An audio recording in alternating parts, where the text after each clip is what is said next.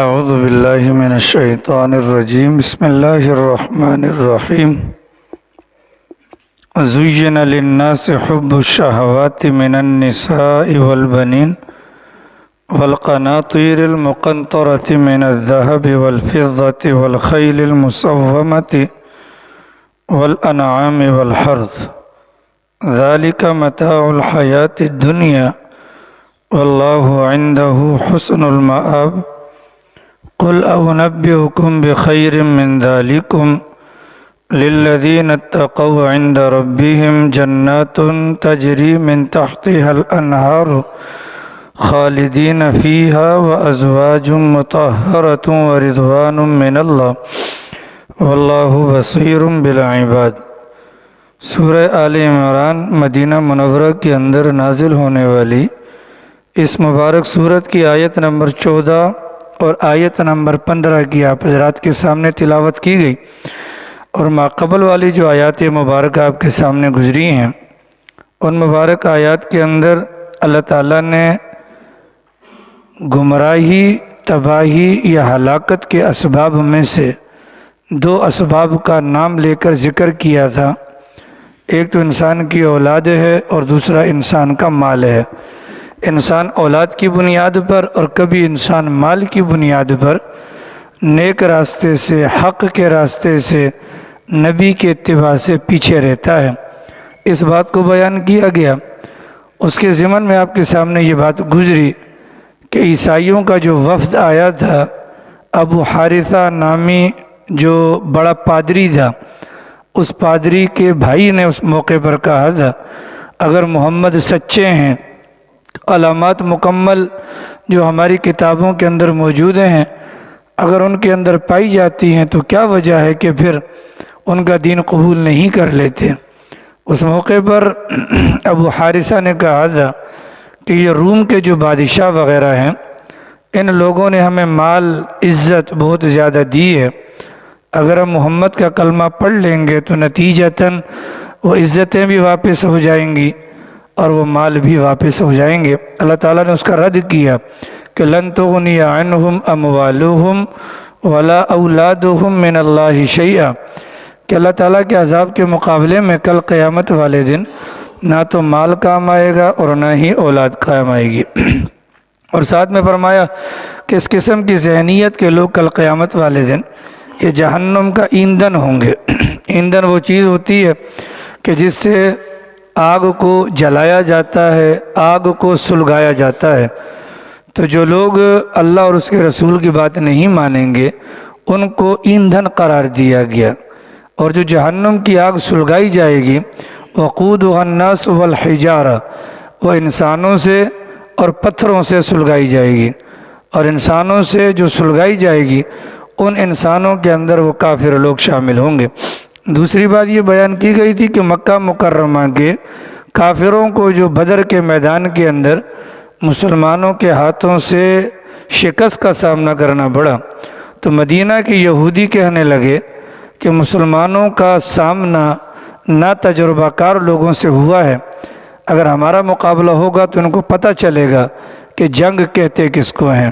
اس موقع پر اللہ تعالیٰ نے ان کی بات کا جواب دیتے ہوئے کہا ان قریب تم مغلوب ہوگے، ان قریب تم مغلوب ہوگے، اور پھر تمہیں جہنم کی طرف جمع کیا جائے گا جو کہ بہت برا ٹھکانہ ہے۔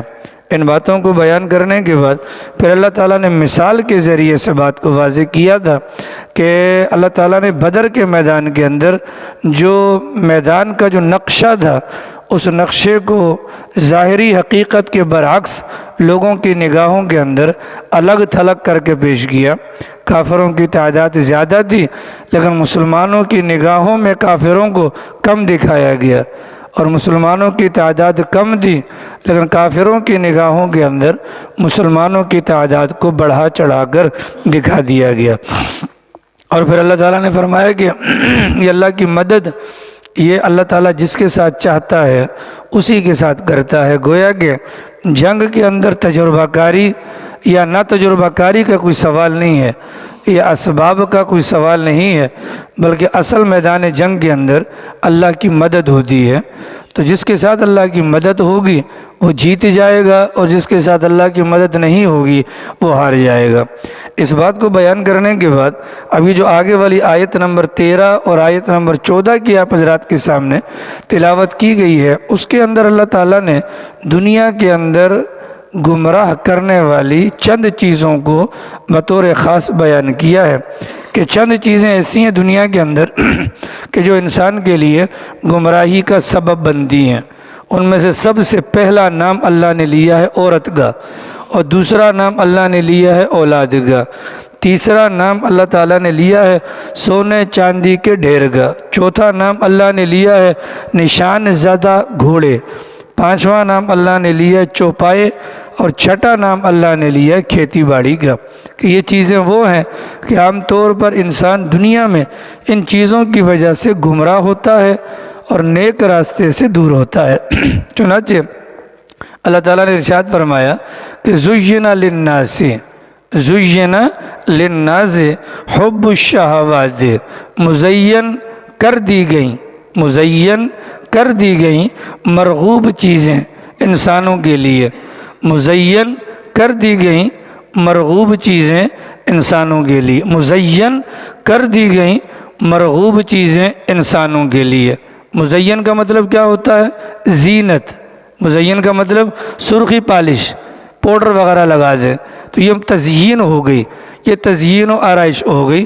جیسے کہ ہم مکان بناتے ہیں تو مکان کے اندر ایک تو کلر ہوتا ہے، لیکن اس کے اوپر کچھ فینسی چیزیں بس اوقات لگائی جاتی ہیں، تو یہ تزیین و آرائش ہوتی ہے۔ ہم نہا کر نکلتے ہیں تو منہ پر کریم لگا لیتے ہیں خوبصورتی کے لیے، تو یہ کیا ہوتی ہے؟ زینت ہوتی ہے۔ جائز حدود کے اندر زیب و زینت اختیار کرنے کی شریعت نے اجازت دی ہے، اس میں انکار والی بات کوئی نہیں ہے۔ اللہ تعالیٰ فرماتے ہیں مزین کر دی گئیں مرغوب چیزیں، مرغوب سے مراد وہ چیزیں کہ جن کے لیے انسان کی طبیعت مچلتی ہے، جو انسان کی طبیعت کو بھلی لگتی ہیں۔ ایک تو چیزیں اللہ نے ان کو مزین کر دیا، اور پھر وہ چیزیں ایسی ہیں کہ جو انسان کو مرغوب ہیں، انسان کو پسند ہیں۔ اللہ تعالیٰ فرماتے ہیں کہ مزین کر دی گئیں مرغوب چیزیں انسانوں کے لیے۔ اب یہ جن چیزوں کے بارے میں اللہ تعالیٰ کے بیان فرما رہے ہیں، ان چیزوں کے استعمال کے دو طریقے ہیں، ان چیزوں کے استعمال کے دو طریقے ہیں۔ آواز ٹکرا تو نہیں رہی؟ بولو، آواز سمجھ میں آ رہی ہے؟ ان چیزوں کے استعمال کے دو طریقے ہیں۔ پہلا طریقہ ہے فطرتی طریقہ، اور دوسرا طریقہ ہے غیر فطرتی طریقہ۔ فطرتی طریقے سے کیا مراد ہے؟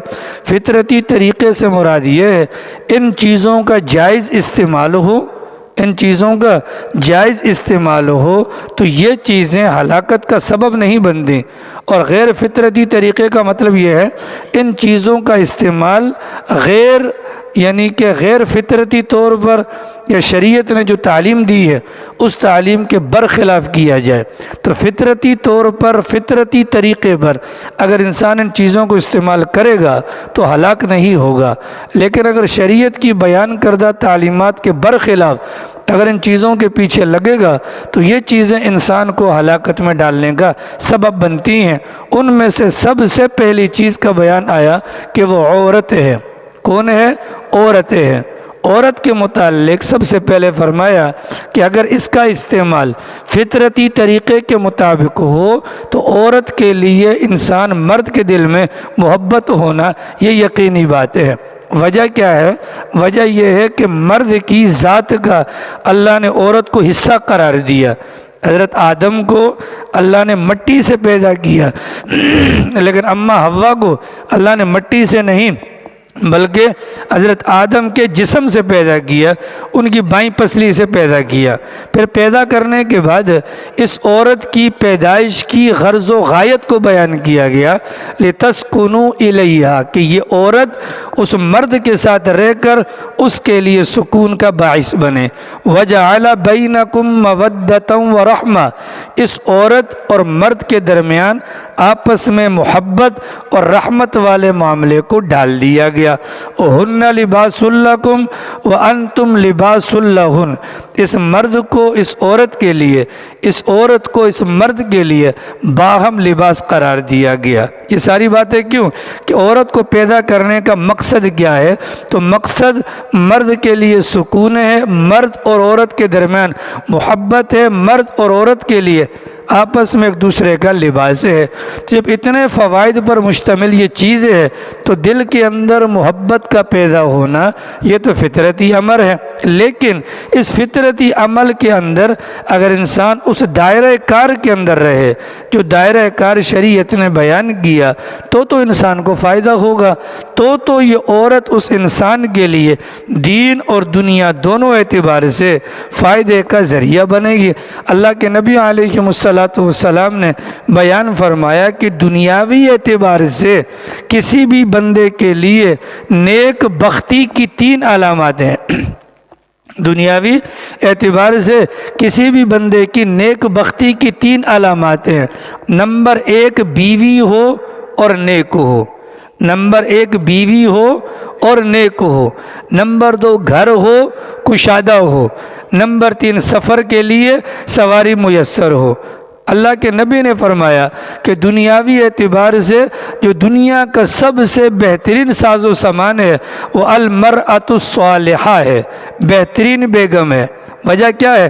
اگر فطرتی طریقے پر استعمال کیا جائے تو یہ دنیا کی بہترین نعمت ہے جو اللہ کی ذات ہمیں عطا کر دی ہے، لیکن اگر اسی کا طریقہ کار غلط استعمال کر لیا جائے، اس کی محبت کے اندر جائز ناجائز حلال اور حرام کو نہ دیکھا جائے تو پھر یہ غیر فطرتی طریقے پر جو دل کے اندر محبت آئی ہے وہ تباہی کا سبب بن جاتی ہے۔ اور رسول اکرم صلی اللہ علیہ وسلم کا فرمان ہے کہ میں اپنے بعد اپنی امت کے لیے عورتوں سے بڑھ کر کوئی خطرناک فتنہ چھوڑ کر نہیں جا رہا۔ اور پیغمبر کا فرمان ہے کہ بنی اسرائیل کی تباہی کی بنیاد پڑی ہے تو وہ عورت کی بنیاد پر پڑی ہے، عورت کی بنیاد پر پڑی ہے۔ آگے انشاءاللہ ہم 9ویں سپارے میں پڑھیں گے۔ بنی اسرائیل کے اندر بہت بڑا آدمی ہے، عالم ہے، اور ایسا عالم ہے کہ زندگی بھر اس نے کوئی گناہ نہیں کیا، پلک جھپکنے کی دیر میں اللہ کی نافرمانی نہیں کی۔ نام تھا بلعم بن بعورہ۔ کیا نام تھا؟ بلعم بن بعورہ اس کا نام تھا۔ بہت بڑا عابد، زاہد، متقی، پرہیزگار اور مستجاب الدعوات، مطلب وہ جب بھی ہاتھ اٹھاتا تھا اللہ اس کی دعا کو قبول کرتے تھے۔ حضرت موسیٰ علیہ السلام نے کافروں کے خلاف چڑھائی کی، جہاد کیا، تو وہ جو کافر قوم تھی وہ بلعم بن بعورہ کے پاس آئی۔ آپ موسیٰ کے متعلق اللہ سے بد دعا کر دیں، کیوں؟ تاکہ یہ ہم سے یہ وبا ٹل جائے، یہ مصیبت ٹل جائے۔ تو بلعم بن بعورہ نے کہا کہ وہ اللہ کے نبی ہیں اور اللہ کے نبی کے خلاف بد دعا کرنا اپنی ہلاکت کو دعوت دینا میں نہیں کر سکتا۔ وہ نہیں مانے، چنانچہ یہ لوگ واپس گئے اور تحفے تحائف لے کر آئے بلعم بن بعورہ کی بیگم کے پاس، اور اس کو آ کر کہا کہ آپ ان کو تیار کریں۔ چنانچہ بلعم بن بعورہ کی بیگم کی باتوں میں آ کر بلعم بن بعورہ نے حضرت موسیٰ کے خلاف بد دعا کے لیے ہاتھ اٹھا لیے۔ اس ہاتھ اٹھانے کا نقصان کیا ہوا؟ فَمَثَلُهُ كَمَثَلِ الْكَلْبِ، اس کی زبان نکلی اور سینے پر آ کر لٹکنا شروع ہو گئی۔ ٹھیک ہے، کیوں؟ کہ نبی کے خلاف بد دعا کی۔ تو سوال یہ ہے اتنی ساری جو قوم تباہ ہوئی تھی وہ کس بنیاد پر ہوئی؟ اس ایک عورت کی بات کو ماننے کی وجہ سے۔ بلعم بن بعورہ جانتا تھا کہ اب تو میں تباہ ہو گیا، اب تو میں ہلاک ہو گیا۔ اس نے اس موقع پر لوگوں سے کہا کہ بات سنو، اب میرا جو انجام ہونا تھا وہ تو ہو گیا، اگر میری مانو تو ایک کام کر لو۔ کیا کام کریں جی؟ کام یہ کر لو کہ حضرت موسیٰ کے لشکر کو شکست دینا تو تمہارے بس میں نہیں ہے، لشکر کو شکست دینا تمہارے بس میں نہیں ہے۔ اگر ان سے جان بچانا چاہتے ہو ان کے راستوں میں، ان کے راستوں کے اندر عورتیں کھڑی کر دو، عورتیں کھڑی کر دو۔ یہ جو مجمع حضرت موسیٰ کے ساتھ ہے، یہ عرصہ دراز سے اپنے گھروں سے دور ہے، یہ عورتوں کو دیکھیں گے، اگر کسی ایک نے بھی کسی ایک عورت کی طرف بھی بد نگاہی کر لی، اللہ تعالیٰ کی مدد ان پر سے اٹھ جائے گی۔ 70,000 بندہ تھا۔ کتنے بندے تھے؟ 70,000 بندہ حضرت موسیٰ کے لاؤ لشکر کے اندر۔ ان لوگوں نے آگے لڑکیاں کھڑی کر دی۔ ان 70,000 بندے میں سے صرف ایک بندے سے نظر کا غلط استعمال ہوا، اللہ کی مدد کا ہاتھ بھی اٹھ گیا، اور اس ایک بندے کی زناکاری کے نتیجے میں 70,000 بندوں کو موت کے گھاٹ اتار دیا گیا۔ عورت کتنا بڑا فتنہ ہے! عورت کیا ہے؟ کتنا بڑا فتنہ ہے۔ اب اس کو فطرتی طریقے پر استعمال کریں تو مرد عورت کو دیکھے، عورت مرد کو دیکھے، اللہ ان دونوں کو دیکھ کر خوش ہوتے ہیں۔ لیکن اگر غیر فطرتی طریقے پر ہو تو اللہ تعالیٰ سے دور کرنے کا یہ بہت بڑا سبب بنتی ہے۔ رسول اکرم صلی اللہ علیہ وسلم کا فرمان ہے، جب تمہارے حکمراں نیک ہوں، جب تمہارے حکمراں نیک ہوں، جب تمہارے سخی، جب تمہارے مالدار سخی ہوں، جب تمہارے مالدار سخی ہوں، جب تمہارے معاملات آپس میں مشاورت کی بنیاد پر طے ہوتے ہوں، اس موقع پر زمین کی پیٹھ زمین کے پیٹ سے بہتر ہے۔ مطلب زندہ رہنا مر جانے سے بہتر ہے۔ لیکن سرکار نے فرمایا کہ جب تمہارے حکمران کون ہوں؟ شریر قسم کے لوگ، جب تمہارے مالدار ہوں بخیل قسم کے لوگ، اور تمہاری مشاورت تمہاری عورتوں کے ساتھ ہوتی ہو، مطلب مملکت کی بڑی خواتین ہوں، اس موقع پر زمین کا پیٹ زمین کی پیٹھ سے زیادہ بہتر ہے۔ زمین کی پیٹھ سے زیادہ، مطلب اس موقع پر زندہ رہنے سے بہتر ہے انسان مر جائے۔ تو دل کے اندر اس کی محبت کا ہونا غلط نہیں ہے، لیکن طریقہ کار اگر غلط اختیار کیا جائے گا تو یہ چیز انسان کے لیے ہلاکت کا سبب بن جاتی ہے۔ اللہ تعالیٰ فرماتے زُيِّنَ لِلنَّاسِ، مزین کر دی گئیں لوگوں کے لیے کیا چیز؟ مرغوب چیزیں، پسندیدہ چیزیں، پسندیدہ چیزیں۔ ان میں سے پہلے نمبر پر کیا آتی ہے؟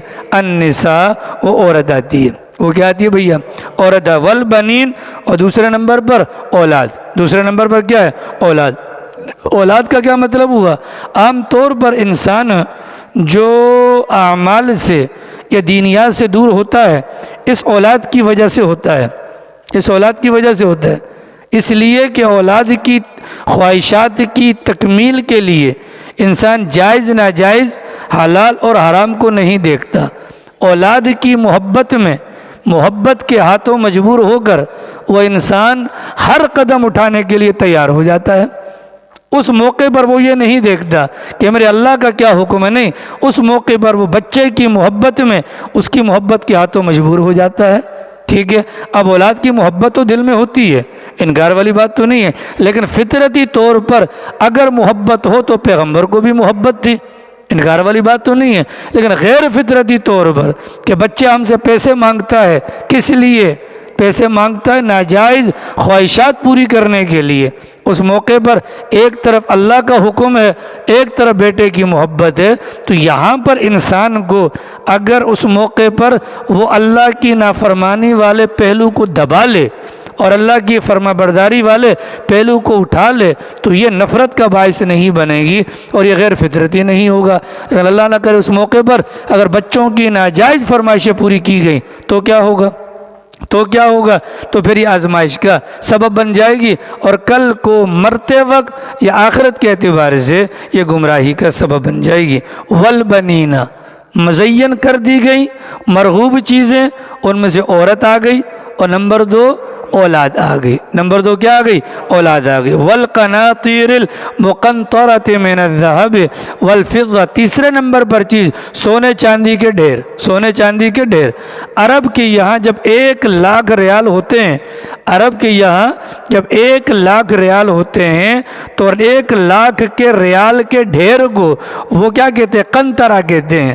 اب ہمارے زمانے کے اندر ریال نہیں ہے، نوٹ وغیرہ موجود ہیں، تو بینکوں کے اندر جو ہمارے پاس لاکھوں کی تعداد میں جو رقم موجود ہے وہ بھی سونے چاندی کے ڈھیر کی صورت ہے، اس لیے کہ یہ جو نوٹ ہمارے پاس موجود ہوتے ہیں اس نوٹ کی اپنی حیثیت تو کوئی بھی نہیں ہے۔ یہ نوٹ اسٹیٹ بینک تب چھاپے گا جب پیچھے اس کے پاس سونا موجود ہوگا، اگر پیچھے سونا نہ ہو تو یہ مشین خرید کر ہم خود بھی نوٹ چھاپ سکتے ہیں۔ تو یہ جو ہمارے پاس جتنے ذخائر ہیں مالی اعتبار سے یہ بہت اچھے بھی ہیں اگر فطرتی طریقے پر اگر اس کا استعمال کیا جائے، اور بہت برے بھی ہیں اور گمراہی کا سبب بھی ہیں اگر غلط غیر فطرتی طریقے پر اگر اس کا استعمال کیا جائے۔ غیر فطرتی طریقہ کیا ہے کہ بھئی میں نے بچے پیسے جوڑ کر رکھے ہیں، میرے مرنے کے بعد میرے بچوں کے کام آ جائیں، تو یہ غیر فطرتی طریقہ ہے۔ یا پیسے کو جمع کرنا، اس کو گن گن کے رکھنا، پیسے کو جمع کرنا یا اس کو گن گن کے رکھنا، یا پیسے کی محبت کا دل کے اندر ہونا، یہ خطرناک چیز ہے، پھر یہ گمراہی کا سبب بن جاتی ہے۔ والخیل المسومہ، پال پوس کر گھوڑوں کو بڑا کیا، پال پوس کر گھوڑوں کو بڑا کیا۔ ہمارے یہاں تو گھوڑے نہیں ہیں، لیکن جن علاقوں کے اندر گھوڑے وغیرہ ہوتے ہیں ان علاقوں کے اندر یہ گھوڑا بڑی قیمتی چیز سمجھی جاتی ہے۔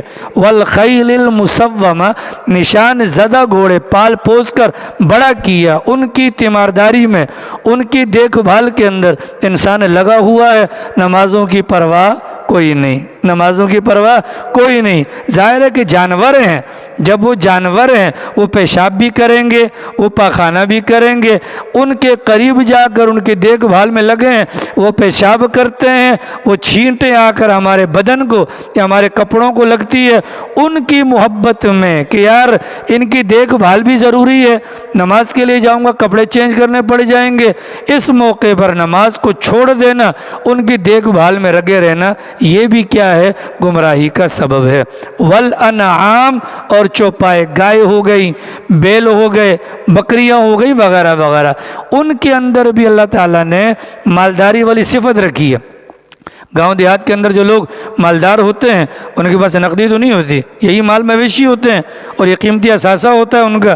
یہ قیمتی اثاثے کو مزید قیمتی بنانے کے لیے وہ دن رات ایک کرتے ہیں، نمازوں کو چھوڑ دیتے ہیں، ان کی وجہ سے دینیات کے راستے سے ہٹ جاتے ہیں۔ والحرث، اور کھیتی باڑی، اور کھیتی باڑی سمجھ میں نہیں آ رہی؟ کھیتی باڑی، تو یہ کھیتی باڑی کی محبت کے اندر لگ کر انسان نماز وغیرہ کو چھوڑ دے۔ آپ اندرون سندھ کے اندر چلے جائیں، آپ ہمارے گڈاب کے اندر چلے جائیں، جن کے باغات ہیں وہ مساجد کی طرف نہیں آتے، جن کے چوپائے ہیں وہ مساجد کی طرف نہیں آتے، ایک ہی ٹینشن ان کو کھاتی ہے، یار اگر ہم چلے گئے پیچھے جانوروں کا کیا ہوگا، پیچھے کھیت کا کیا ہوگا، پیچھے کھیت کا کیا ہوگا۔ اللہ تعالیٰ فرماتے ہیں یہ فطرتی محبت سے نکل کر جو غیر فطرتی طریقہ اختیار کیا گیا، اب یہ چیزیں جو دنیاوی اعتبار سے ایک ضرورت کی چیزیں تھیں، یہی چیزیں انسان کے لیے گمراہی کا سبب بن جاتی ہیں۔ اللہ تعالیٰ فرماتے ہیں ذالک، یہ ساری کی ساری چیزیں، عورت، یہ ساری کی ساری چیزیں، عورت، اولاد، اور سونے چاندی کے ڈھیر، اور اپنا گھوڑے نشان زدہ پال پوس کر جن کو بڑا کیا، چوپائے اور کھیتی، ذالک متاع الحیات الدنیا، یہ سارا کا سارا دنیاوی زندگی کا ساز و سامان ہے، دنیاوی زندگی کا ساز و سامان ہے۔ اس ساز و سامان کو ساز و سامان کے درجے میں رکھا جائے تو نقصان نہیں ہے، اور ساز و سامان کو اگر ساز و سامان سے نکال کر جگہ میں دل کے اندر جگہ دے دی تو پھر خطرناک ہو جائے گا۔ انشاءاللہ 10ویں سپارے میں ہم پڑھیں گے، اللہ تعالیٰ فرماتے ہیں ان کان آباؤکم، اگر تمہارے باپ، ان کان آباؤکم و ابناؤکم، تمہارے بیٹے، و ازواجکم، تمہاری بیگمات، ابناؤکم و ازواجکم و عشیرتکم، اور تمہارے خاندان، تمہارا مال تجارت، تمہارے رہنے کے گھر، تمہارے رہنے کے گھر، تمہارا مال جس کے کم ہونے سے تم ڈرتے ہو، اگر اللہ اور اس کے رسول کی محبت کے مقابلے میں اگر ان کی محبت بڑھ گئی، فَتَرَبَّصُوا حَتَّى يَأْتِيَ اللَّهُ بِأَمْرِهِ، تو پھر انتظار کرو یہاں تک کہ اللہ کا حکم آئے گا۔ کیا آئے گا بھیا؟ کیا آئے گا؟ کیا آئے گا؟ ہاں کیا آئے گا؟ ہاں اللہ کا حکم آئے گا۔ کیا آئے گا؟ اور اللہ کا حکم کیا ہے؟ موت۔ اللہ کا حکم کیا ہے؟ آزمائش۔ اللہ کا حکم کیا ہے؟ پکڑ۔ یہ آئے گا۔ اس بنیاد پر ان چیزوں کو ویسے استعمال کرنا ہے جیسے پانی کے اندر کشتی ہوتی ہے۔ پانی کے اندر کیا ہوتی ہے؟ کشتی ضروری ہے۔ کشتی کیا ہے؟ ضروری ہے، لیکن پانی اس سے زیادہ ضروری ہے۔ کشتی ضروری ہے لیکن پانی اس سے زیادہ ضروری ہے۔ اگر پانی نہیں ہوگا تو کشتی کسی کام کی نہیں، کشتی کسی کام کی نہیں۔ لیکن کشتی جب تک پانی کے اوپر چلتی رہے گی تو فائدہ ہی فائدہ ہے، لیکن اگر یہ پانی اگر کشتی کے اندر آ گیا تو کشتی بھی تباہ ہوگی اور کشتی والے بھی تباہ ہوں گے۔ ان تمام چیزوں کے متعلق فرمایا گیا یہ چیزیں اپنی ذات کے اعتبار سے ہماری روز مرہ زندگی کے لیے ضروری، انکار نہیں، ساز و سامان انکار نہیں، لیکن فرمایا کہ اگر غیر فطرتی طریقے پر ان چیزوں کو دل کے اندر جگہ دے دی تو نتیجہ کیا ہوگا؟ بڑا خراب ہوگا۔ واللہ عندہ حسن المآب، کہ یہ ساری چیزیں دنیا کا ساز و سامان ہیں، اصل چیز کیا ہے؟ بہترین ٹھکانہ اللہ میاں کے پاس ہے، بہترین ٹھکانہ اللہ میاں کے پاس ہے۔ حضرت فاروق اعظم رضی اللہ تعالی عنہ نے جب یہ باتیں سنی نا کہ یہ بھی گمراہی، یہ بھی گمراہی، یہ بھی گمراہی، اب اس گمراہی کے موقع پر اے اللہ ہمارے لیے اس سے بہتر کیا چیز ہے؟ تو اللہ تعالیٰ نے آگے والی آیت نازل فرما دی، قل اے پیغمبر آپ ان مسلمانوں سے کہہ دیں، اُنَبِّئُکُم، کیا میں تمہیں نہ بتلاؤں، بخیر من ذالکم، ان تمام چیزوں سے بڑھ کر بہترین چیز؟ قل اے پیغمبر آپ ان مسلمانوں سے کہہ دیں، کیا ان تمام چیزوں سے، مطلب یہ چیزیں تو گمراہی میں ڈالنے والی ہیں نا، ان تمام چیزوں سے بہتر چیز تمہیں نہ بتلاؤں جو تمہارے لیے بہتر ہو؟ للذین، وہ چیز کیا ہے؟ ان لوگوں کے لیے اتقوا، جو اپنے رب سے ڈرتے ہیں، عند ربہم، ان کے پروردگار کے پاس ان دنیاوی چیزوں کی محبت کو چھوڑنے کی وجہ سے جنات باغات ہیں، جنات باغات ہیں۔ کیا چیزیں بھیا؟ کیا چیزیں؟ بولو، باغات ہیں۔ جنات کیا چیزیں؟ باغات ہیں۔ کیا چیزیں؟ باغات۔ وہ کیسے باغات ہیں؟ تجری من تحتها الانہار، جس کے نیچے کیا بہتی ہوں گی؟ نہریں بہتی ہوں گی، جس کے نیچے کیا ہوں گی؟ اب دنیاوی اعتبار سے کھیتی باڑی کا معاملہ آ گیا، دنیاوی اعتبار سے کھیتی باڑی کا معاملہ آ گیا، اللہ تعالیٰ نے اس کا جواب دے دیا کہ وہاں پر باغ ہیں، تو باغ ہوگا تو باغ کے اندر ہر چیز موجود ہوگی۔ دنیاوی اعتبار سے پانی کی دقت کا مسئلہ کہ مکہ مکرمہ کے اندر اور مدینہ منورہ کے اندر پانی کی تنگی صراحت گردی، وہ ایسے باغات ہوں گے تجری من تحتها الانہار، اس کے نیچے سے نہریں بہتی ہوں گی۔ کیا بہتی ہوں گی؟ اللہ ہم سب کو نصیب کرے۔ ہاں اللہ تعالیٰ قرآن میں فرماتے ہیں ان مع العسر یسرا، ہر تنگی کے بعد آسانی ہے، ہر تنگی کے بعد۔ تو لیاری کے اندر ہم لوگوں نے بڑی تنگی دیکھی ہے پانی کے حوالے سے، انشاءاللہ ہمیں اللہ تعالیٰ وہاں پر عافیت دیں گے۔ اللہ سے امید تو اچھی رکھو، ٹھیک ہے؟ اللہ تعالیٰ کیا کریں گے؟ عافیت دیں گے۔ تو فرمایا تجری من تحتها الانہار، وہ باغات کیسے ہوں گے؟ وہ باغات ایسے ہوں گے کہ جن کے نیچے نہریں بہہ رہی ہوں گی۔ نمبر 3، وازواج مطہرہ، وہاں پر پاکیزہ بیویاں بھی ہوں گی۔ وہاں پر کون سی بیویاں ہوں گی؟ پاکیزہ بیویاں ہوں گی۔ وہاں پر کون سی بیویاں ہوں گی؟ پاکیزہ۔ یہ جو دنیاوی ہماری بیویاں ہیں نا، یہ بہت اچھی ہیں، اگر یہ اپنے ماں باپ کے گھر پر جانے کا نہ کہیں، بہت اچھی ہیں، امی کیا جانا ہے، ابو کیا جانا ہے، ہاں ٹھیک، اگر یہ نہ کہے تو بہت اچھی ہیں یہ، باقی ان کے اندر کوئی خرابی نہیں ہے، بس یہ وہاں جانا ہے، وہاں جانا ہے، وہاں جانا ہے، بیڑا غرق شوروں کا ہو جاتا ہے۔ وازواج مطہرہ، ماشاءاللہ عمران نے پیچھے چیپٹر کلوز کر دی ہے، ساس بھی مر گئی، ساس بھی مر گئی، سسر بھی مر گئے، الحمدللہ، پر یہیں پر بیٹھ کے فاتحہ کر لیتے ہیں، آ رہی ہے؟ ازواجم مطہرہ، پاکیزہ بیویاں. آپ کی بھی مر گئی ہیں؟ زندہ ہے ماشاءاللہ. ہاں نیاز نے بھی ماشاءاللہ کمال کی ہے. کس کا؟ عمران کا سسر زندہ ہے. وازواجم مطہرہ، وازواجم مطہرہ، پاکیزہ بیویاں.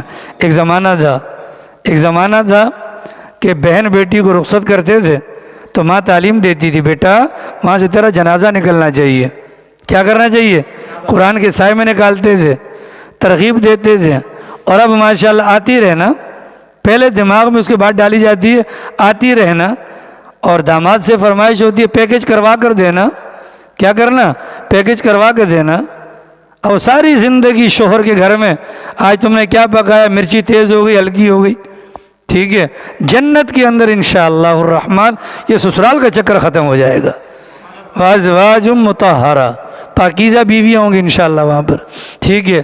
پھر وہاں کی بیویوں کے مزے مزے، ناک کے اندر گند نہیں ہوگا، ناک کے اندر گند نہیں ہوگا، سر کے اندر خشکی جوئیں نہیں ہوں گی کہ یہاں پر شیمپو وغیرہ، ٹھیک ہے. نیل پولش یا لپسٹک یا بیوٹی پارلر کا خرچہ وہاں پر برداشت نہیں کرنا پڑے گا. وازواجم مطہرہ، پاکیزہ بیویاں ہوں گی عمران، ٹھیک ہے. اور وہاں پر ٹیڑھی آنکھوں والا بھی کوئی نہیں ہوگا، سب کی آنکھیں بھی سیدھی ہوں گی، بالکل ایکوریٹ ہوں گی. وَرِضْوَانٌ مِّنَ اللَّهِ، اور اللہ کی رضامندی ہوگی. اور اللہ کی کیا ہوگی؟ رضامندی ہوگی. جنتیوں کو جنت کی تمام تر نعمتیں دیے جانے کے بعد اللہ تعالیٰ پوچھیں گے اور کچھ چاہیے؟ اب ظاہر ہے کہ ہماری طرح ترسا ہوا آدمی جب اتنا کچھ دیکھ لے گا تو ہکا بکا رہ جائے گا، خدا سب کچھ تو نے دے دیا، اب کیا چاہیے ہمیں؟ اور تو کچھ بھی نہیں چاہیے. اس موقع پر اللہ تعالیٰ فرمائیں گے جاؤ اپنے علماء سے پوچھو اور مزید کوئی نعمت باقی ہو. تو علماء کے پاس یہ طبقہ جائے گا، یہاں پر بھی ماشاءاللہ اور وہاں پر بھی ماشاءاللہ، ٹھیک ہے. علماء کے پاس جائے گا تو علماء کہیں گے جا کر اللہ تعالیٰ سے درخواست کرو کہ ہمیں اپنی زیارت کروا دیں. یہی ہے، وہ اللہ تعالیٰ کی زیارت ہوگی. پھر زیارت کے بعد کے مراحل میں سے ایک مرحلہ وہ بھی آئے گا، ہاں وہ کوئی اور چاہیے. تو ظاہر سی بات ہے کہ جنتیوں کو یہی جواب ہوگا خدا سب کچھ تو دے دیا. اس موقع پر اللہ تعالیٰ فرمائیں گے جاؤ میں نے تمہیں اپنی رضا کا پروانہ دے دیا، اب میں کبھی بھی تم سے ناراض نہیں ہوں گا. اس سے پہلے جتنی نعمتیں ملی ہوں گی ان نعمتوں کی خوشی ایک طرف اور اللہ تعالیٰ کی رضا والی نعمت ایک طرف ہوگی. اللہ راضی ہو جائے، ٹھیک ہے. اور اللہ کی رضا یہ بہت بڑی دولت ہے. نواب صاحب بڑے مالدار ماشاءاللہ، نواب صاحب تھے، بڑے مالدار تھے، بڑے مالدار تھے. اللہ تعالیٰ نے دین اور دنیا کی تمام تر چیزوں سے ان کو نوازا تھا، دنیاوی اعتبار سے، دین نہیں، دنیاوی اعتبار سے نواب صاحب کو ہر قسم کی نعمتوں سے نوازا تھا. ایک دن نواب صاحب نے بیٹھ کر سوچا کہ دنیا کی کسی بھی چیز کی کمی میرے پاس موجود نہیں ہے، اب ذرا اللہ میاں کو بھی پانا چاہیے، اللہ میاں کو بھی راضی کر لینا چاہیے. چنانچہ بوریا بستر اٹھائے کسی خانقاہ میں چلے گئے، بیان سنا گردن جھکا کر دوسرے دن، تیسرے دن، چوتھے دن تو خانقاہ کے اندر جو شیخ بیٹھے ہوئے تھے، شیخ نے کہا کہ بھیا کو نئے آئے ہو، خیر تو ہے، کون ہو؟ کہا فلاں علاقے کا نواب. کیسے آنا ہوا؟ بس اللہ سے ملوا دیں. کیا تمنا ہے؟ اللہ سے ملوا دیں. تو حضرت والا نے کہا کہ اللہ سے ملاقات ہو جائے گی، آپ لگے رہیں لگے رہیں لگے رہیں. وہ بیان میں آتا بار بار حضرت پوچھتے کیا تمنا ہے؟ اللہ مل جائے جی، اللہ مل جائے. کہا ٹھیک ہے جی مل جائے گا اللہ، آپ تمنا اپنے دل کے اندر رکھیں اور کوشش کریں. سردی کی ٹھنڈی رات تھی، سردی کی ٹھنڈی رات تھی اور وہ نواب صاحب اپنی انگیٹھی کے سامنے آگ سلگائے بیٹھے تھے. سخت سردی تھی اور باہر بارش ہو رہی تھی. نواب صاحب نے آواز سنی، دروازے پر کسی نے نوک دی، دستک دی. شیشے میں سے دیکھا ایک گندا سڑے ہوئے کپڑے پہنا ہوا غریب سا آدمی باہر بارش کے اندر بھیگ رہا ہے اور بدن کانپ رہا ہے، بدن کانپ رہا ہے. نواب صاحب نے اپنے نوکروں سے کہا دھکے دے کر اس کو باہر نکال دو. اس کو دھکے دے کر دروازے سے ہٹا دیا گیا۔ نواب صاحب نے موٹا کمبل اوڑھ کر مزے سے سو گیا۔ صبح پھر خانقاہ کے اندر پہنچ گیا، دوبارہ خانقاہ کے اندر پہنچا، حضرت نے پھر پوچھا بھیا کیسے آنا ہوا؟ اللہ مل جائے کا ظالم، تو کتنا جھوٹا انسان ہے، رات اللہ میاں تیرے دروازے پر آیا تھا، رات اللہ میاں تیرے دروازے پر آیا تھا اس بھکاری کی شکل میں۔ اگر تو بھکاری کو جگہ دے دیتا تو اللہ میاں کا ساتھ پا لیتا، تو نے بھکاری کو دھکا دے کر گھر سے نکال دیا، اور تو یہاں پر آ کر بیان سن کر یا ان مجالس کے اندر بیٹھ کر تو اللہ میاں کو تلاش کرتا ہے، یہ تیری کوشش رائے گاہ جائے گی۔ اللہ کی رضامندی وہ پوشیدہ ہے اللہ کی مخلوق کی خدمت کے اندر، اللہ کی مخلوق کی۔ اب سردی آ گئی نا جناب، اب ہمارے گھر ہیں RCC الحمدللہ، ہمارے پاس ہر قسم کی سہولیات ہیں، لیکن 51 کے اندر وہ لوگ بھی ہوں گے، گوٹھوں کے اندر وہ لوگ ہوں گے، ابھی جو سیلاب متاثرین جو لوگ ہیں وہ بھی موجود ہوں گے۔ سردیوں کے زمانے میں ان کو ہماری امداد کی ضرورت ہے، امداد کی کیا ہے؟ ضرورت ہے۔ تو ہمارے پاس جو گرم لباس ہے، جو ہمارے پاس گرم بستر ہیں، جو ہمارے پاس گرم چیزیں ہیں، ہم جا کر ان کو دیں، ہمیں اللہ یہاں نہ بھی ملا ہمیں اللہ وہاں پر مل جائے گا۔ آری سمجھ شریفہ میں وَرِضْوَانٌ مِّنَ اللَّهِ، اور اللہ کی رضامندی جو جنت میں ملے گی۔ فرمایا وَاللَّهُ بَصِيرٌ بِالْعِبَادِ، اللہ تعالیٰ اپنے بندوں کے حالات کو دیکھ رہا ہے، یا اللہ تعالیٰ اپنے بندوں کی حالات کی خبر گیری رکھتا ہے۔ اللہ تعالیٰ توفیق عمل نصیب فرمائے، باقی انشاءاللہ۔